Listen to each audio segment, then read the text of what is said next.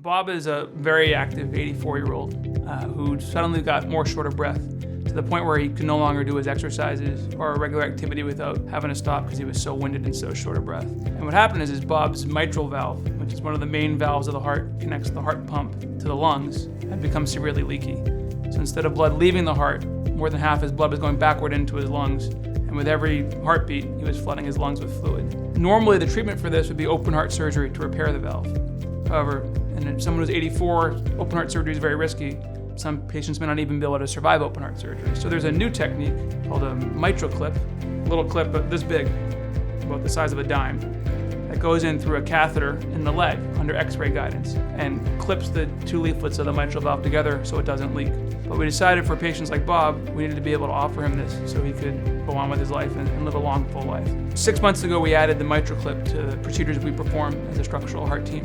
We intended to only do about 10 or 12 in our first year. We've already done 20 of these procedures, and I actually have 3 scheduled next week. As we're continuing to grow, this is an important procedure that can help our patients that don't have other options and can't undergo surgery. Bob was our first MitraClip patient. He had the procedure in early December on a Wednesday. He went home on a Thursday.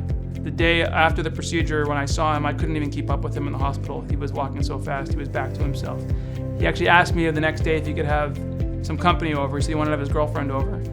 Marge and I were talking about our future, and I said, I don't want to talk about it until I get through that procedure. And so when it was done, as I said, got my heart repaired, it spoke to me and it asked Marge to marry me. And she said, is that a proposal? And I said, yes. And she said, yes. His heart spoke to him after the MitraClip procedure, and he had a new lease on life. And so he proposed to them, and now they're happily married, and they're living really well together. They're redoing a house together, and he's a new man because of this procedure. We couldn't ask for better care. It hasn't prevented us from being 80-somethings, of course. So we've aged, and Kaiser took very care of both of us for a long time. So that's my story.